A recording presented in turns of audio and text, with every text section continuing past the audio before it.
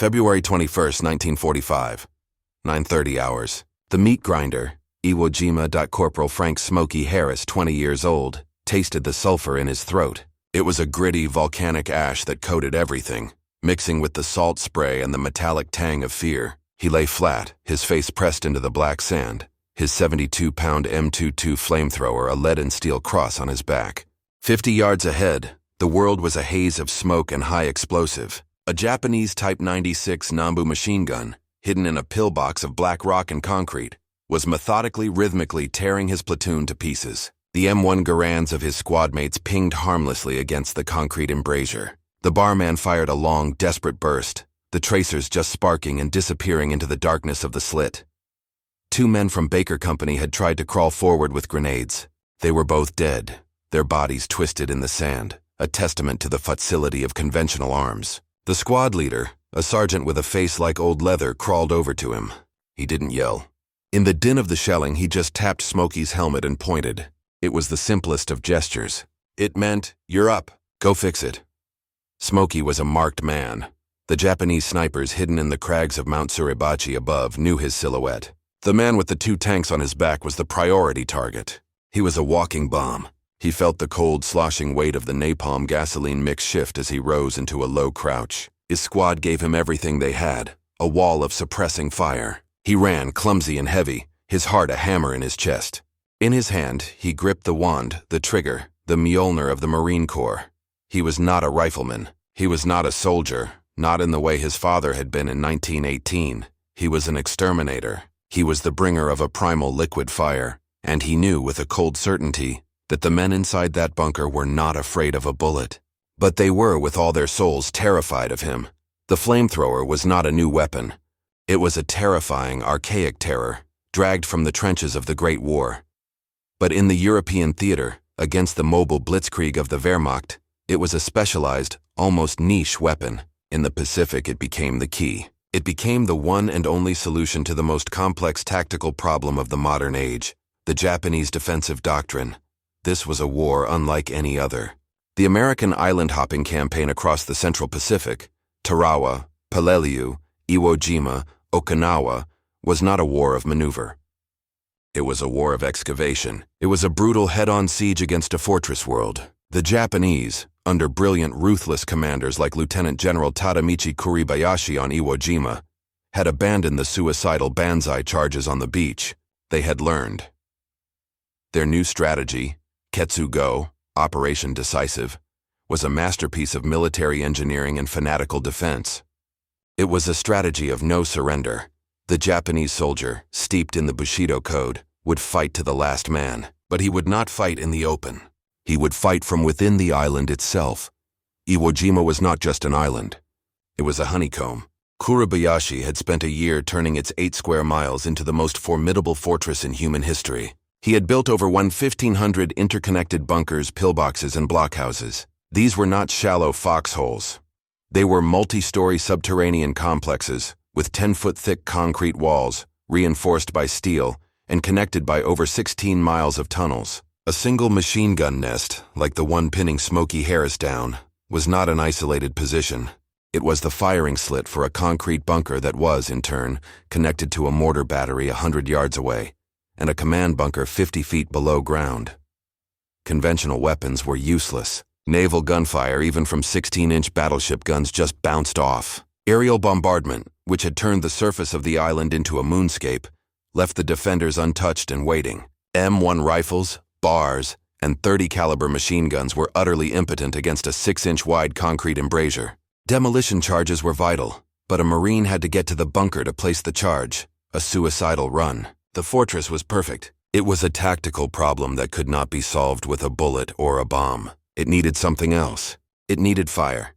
The men who volunteered to be flamethrower operators were a breed apart.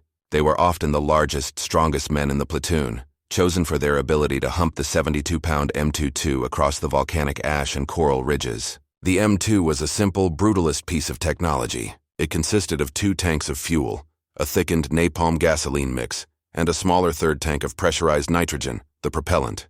In the operator's hands was the wand, a 3-foot-long metal tube with 2 triggers. The first released the fuel. The second, a spring-loaded ignition, sparked a hydrogen-filled cartridge, lighting the stream.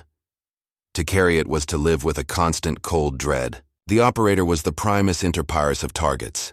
Japanese doctrine, drilled into every imperial soldier, was to kill the flamethrower operator first, and at all costs. They were the marked men, hunted by snipers, machine gunners, and mortar teams.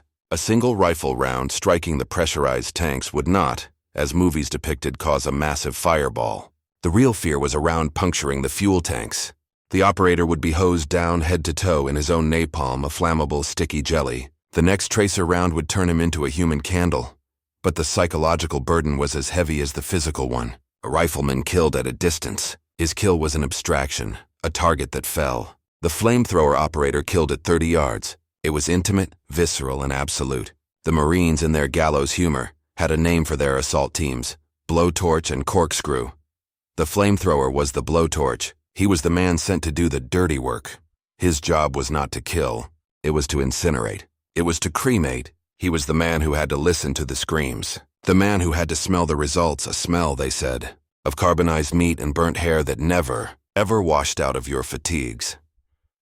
For Private Kenjiro Tanaka, a 19-year-old conscript of the 109th Division, his bunker on Iwo Jima was his shiro, his castle. It was his home, his tomb, and his sacred altar to the emperor.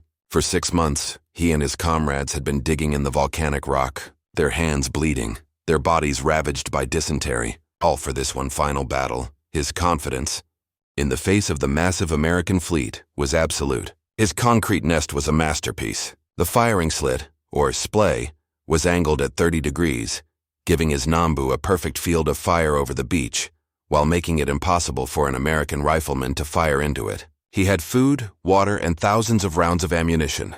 He was connected by a telephone line to his platoon sergeant in a deeper chamber, and if the Americans overran his position, his orders were clear. He was to pull the pin on his Type 99 grenade, hold it to his chest, and die for his emperor. He had watched the naval bombardment, the steel rain, Taifu no Tetsu, for 3 days. It had been terrifying, the sound of physical concussive force. But when it lifted, he and his comrades had simply crawled from the deep tunnels, manned their guns, and waited. The Americans were fools.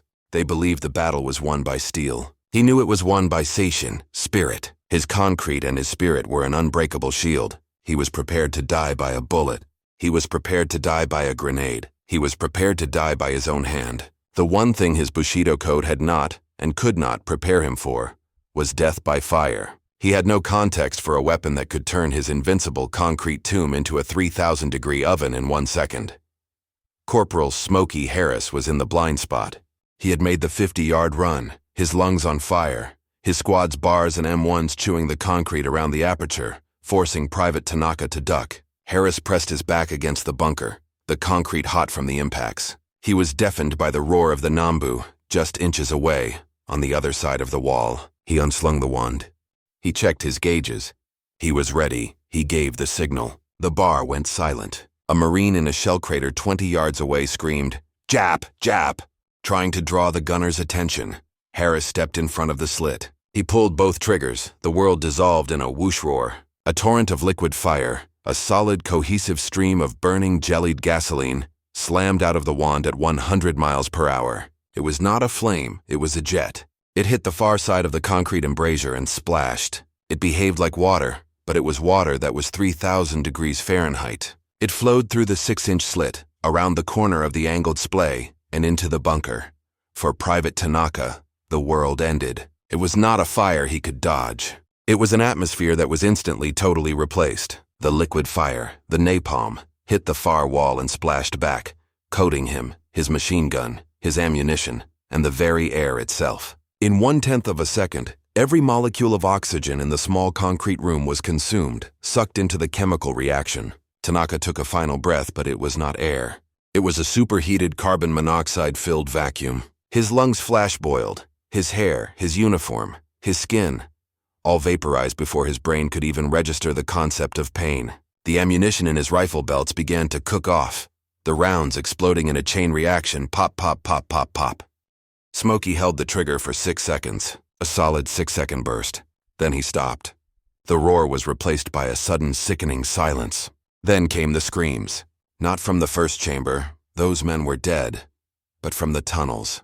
A man, his uniform and skin fused into a single black smoking mass, stumbled out of the bunker's rear exit, his hands raised, screaming in a language that was no longer human. He was shot by the squad's barman.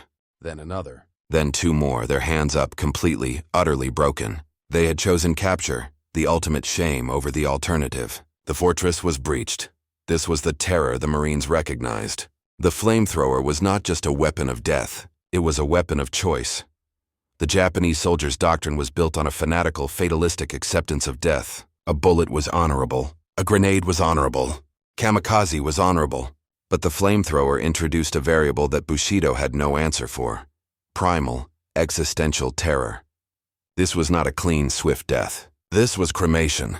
This was an agonizing, suffocating, subterranean inferno. The Marines, who had grown to respect the Japanese soldiers' suicidal bravery, saw this weapon do what nothing else could: break their spirit. The flamethrower bypassed the honor of the Bushido code and attacked the lizard brain of the human being. The unexpected outcome was this. The flamethrower was the only weapon in the U.S. arsenal that could consistently produce prisoners. On Saipan, on Iwo Jima, on Okinawa, the story repeated. A bunker would be holding up an entire company. A blowtorch team would be called up. They would fire one short warning burst near the entrance. Then, a Marine, often a Nisei translator, would get on a loudspeaker. "You have felt the fire! You know what is next. Come out with your hands up. You will be treated fairly." And for the first time in the war, dazed, terrified, and utterly defeated, Japanese soldiers would stumble out of their caves, their hands raised, their spirit shattered. The flamethrower was a psychological can opener. It didn't just kill the men inside the bunker. It killed the idea of the bunker. It proved that no concrete was thick enough, no tunnel deep enough, to hide from a liquid fire that could flow like water and hunt you in the dark. The Marines believed the flamethrower was the most terrifying weapon because they were the ones who had to use it. The terror was a two-way street. Wielding it inflicted a scar that riflemen, and even machine gunners, would never know. The title is not why the Japanese believed. It is why the Marines believed. They believed it because it was a weapon that felt un-American. It felt like a tool of a darker, more medieval age. The M1 Garand was a rifle. The flamethrower was a monster. Marines in after-action reports and post-war diaries wrote of the experience with a sense of haunted detachment. They described the sickly sweet smell of carbonized flesh. They described the nightmares. When a rifleman killed an enemy, it was a kill. When a flamethrower operator cleared a bunker, he had scorched it, torched it, or cooked it. The language itself was a psychological defense mechanism, a way to distance the man from the act. Corporal Smokey Harris, after fixing the pillbox, would have to live with the memory of the men he had forced to surrender and the ones he had not. He was the hero of his platoon, the man who had saved them, but he was also the man who had wielded the torch. This moral and psychological weight, the act of using a weapon so effective, so brutal and so utterly final, was what made it. In the minds of the Marines who had to pull the trigger, the most terrifying weapon of all, the Battle of Iwo Jima was, in the words of General Holland Howlin' Mad Smith, a nightmare in hell. It was won not by ships and not by planes, but by 70 Orpses, Marines with rifles, demolition charges, and flamethrowers.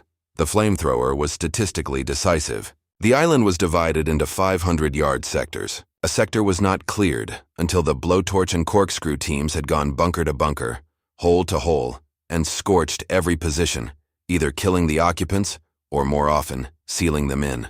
As the battle progressed, tanks were modified, with the M4 Sherman Zippo replacing its main gun with a massive flamethrower that could shoot a river of fire 100 yards. Of the 22,000 Japanese defenders on Iwo Jima, only 216 were captured in the first month. The rest, over 21,000 men, were killed.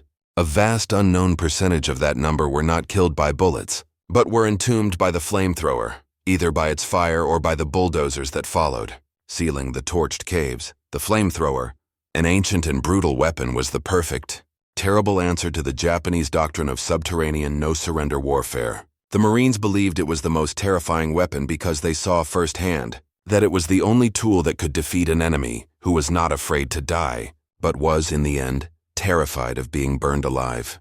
It was the weapon that broke the Bushido code, and one bunker at a time won the war in the Pacific.